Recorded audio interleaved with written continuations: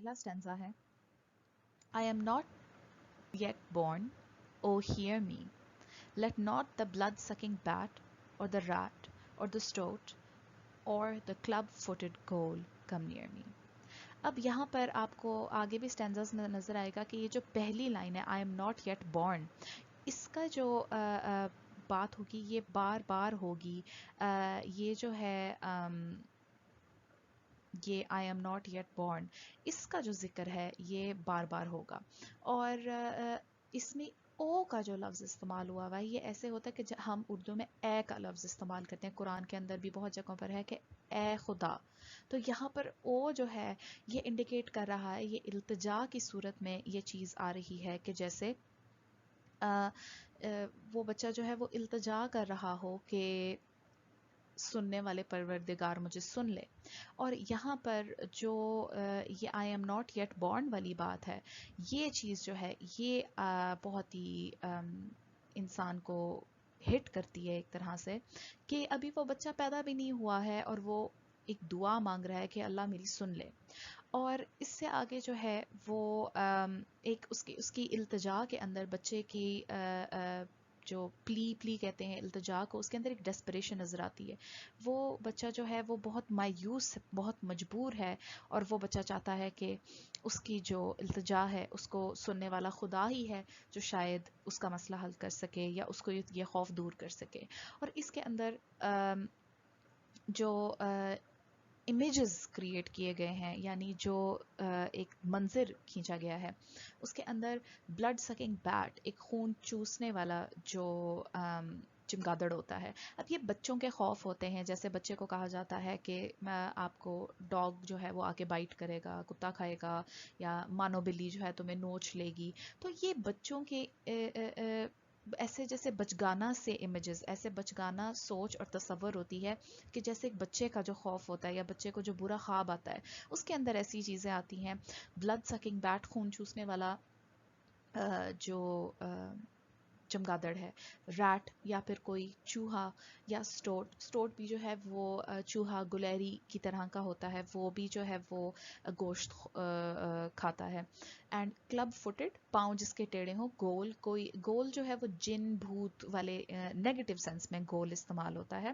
اور بچہ جس طرح سے کہتا ہے نا کہ میرے قریبی چیز نہ آنے دینا، مجھے بچا لینا اس چیز سے، اور وہ ڈرتا ہے ان چیزوں سے. تو یہاں پر ہمیں اس پورے اسٹینزا کے اندر اس بچے کی ایک بچگانا خوف نظر آ رہا ہے، لیکن ان ریالٹی وہ ان ایکچوئل اینیمل سے نہیں ڈر رہا، بلکہ یہاں پر ان کی ایک سمبولک سگنیفیکنس ہے. سمبولک سگنیفیکنس کا مطلب یہ نمائندگی کر رہے ہیں، نشاندہی کر رہے ہیں ایک اور چیز کی کہ یہ جتنے بھی ڈیزیز کازنگ اینیملز ہیں، آپ کو چوہوں سے اور سٹاؤٹ اور بیٹ سے جو ہے بہت ساری بیماریاں پھیلتی. گول تو ویسے ہی بھوت ہوتا ہے.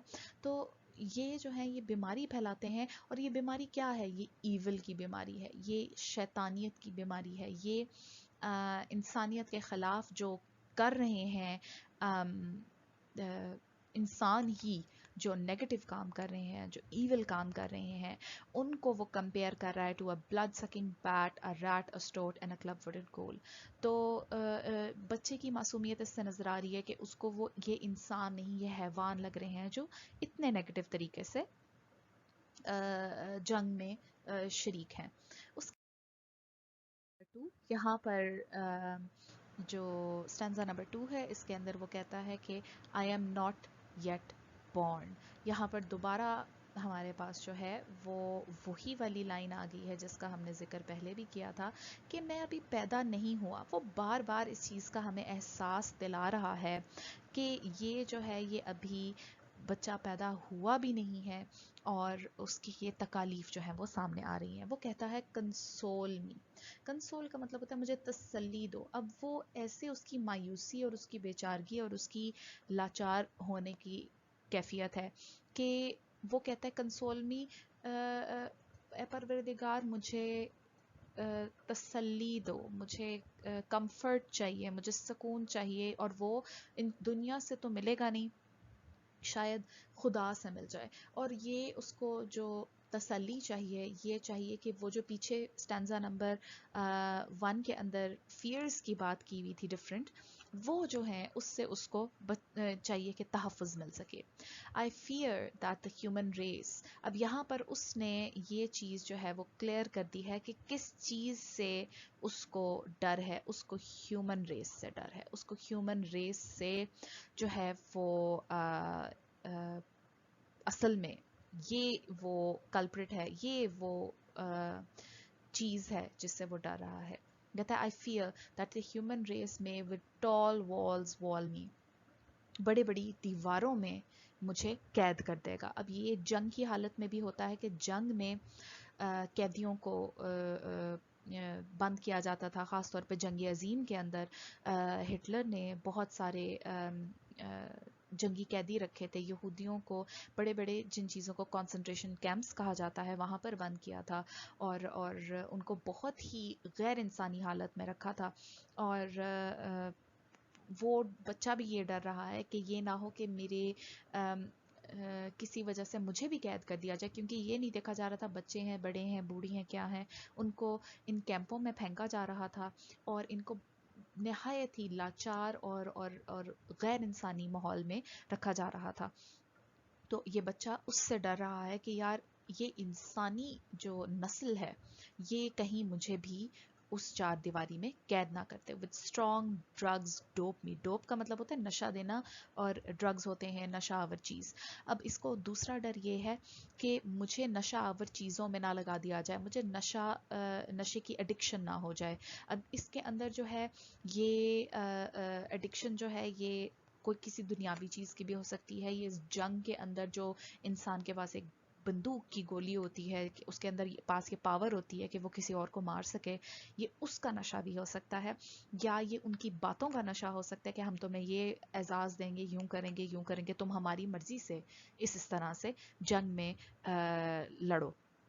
with wise lies lure me. lure کا مطلب ہوتا ہے اپنے جھانسے میں لینا, ٹریپ کرنا. تو کہتا ہے کہ یہ نہ ہو کہ میں دنیا میں آؤں اور بڑے بڑے عقل مند قسم کے, مکار قسم کے لوگ جو ہیں وہ جھوٹ بول کر مجھے اپنے شکنجے میں لے لیں. on black racks rack me.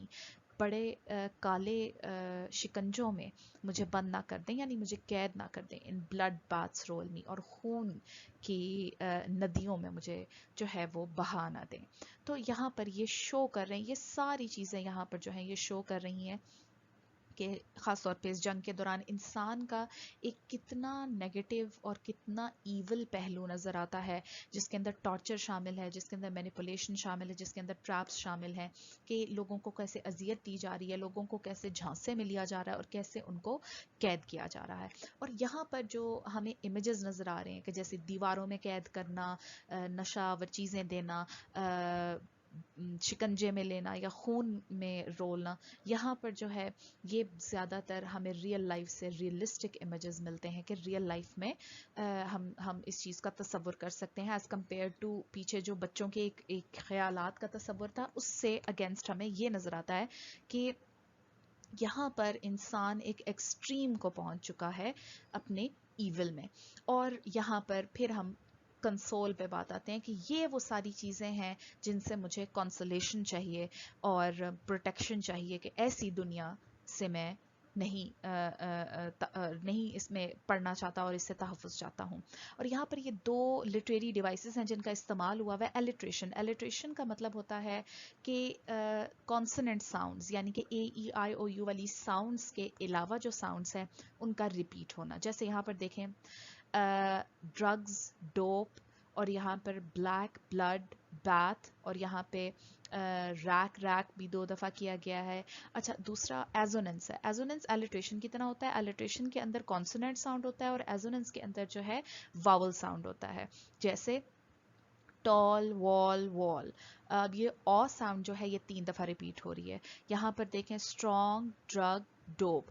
Strong اور ڈوپ, اس میں بھی آپ کو تھوڑا سا ہی ہے. وائز, لائز, آئی جو ساؤنڈ ہے اس کے اندر. بلیک, ریک, یہاں پر بھی آپ کو, اور بیتھ, یہاں پر بھی جو آپ کو ایک واول ساؤنڈ ہے وہ سملر مل رہی ہے. کی طرف آتے ہیں. Again even in this stanza you can see کہ I am not yet born والی بات. स्टार्ट ही वो इस बात से करे, कहता है कि यार देखो मैं अभी पैदा भी नहीं हुआ हूँ तो मैं इतना खौफजदा हूँ। लेकिन इस स्टैंजा के अंदर हमें एक थोड़ी सी पॉजिटिव चीज़ नज़र आती है। क्या पॉजिटिव चीज़? कि यहाँ पर जितने भी इमेजेस इस्तेमाल हुए हैं वो सब के सब नेचर से इस्तेमाल हुए हैं, जिसमें रोमांटिसिज्म का एलिमेंट आ जाता है, इमेजिनेशन, नेचर और नेचर का पॉजिटिव ब्यूटी का पहलू। और इसके अंदर जितने भी हमें इमेजेस अभी हम पढ़ेंगे उसके अंदर एक इनोसेंस और एक पुरअमन मासूमियत नजर आएगी यहाँ पर। और यहाँ पर वो कहता है प्रोवाइड मी, कि मुझे फराहम कर परवरदिगार, विद द वाटर टू डैंडल मी, एक ऐसे पानी के साथ जिससे मैं अपने आप को साफ कर सकूं, पाक कर सकूं, नहा सकूं उसके अंदर।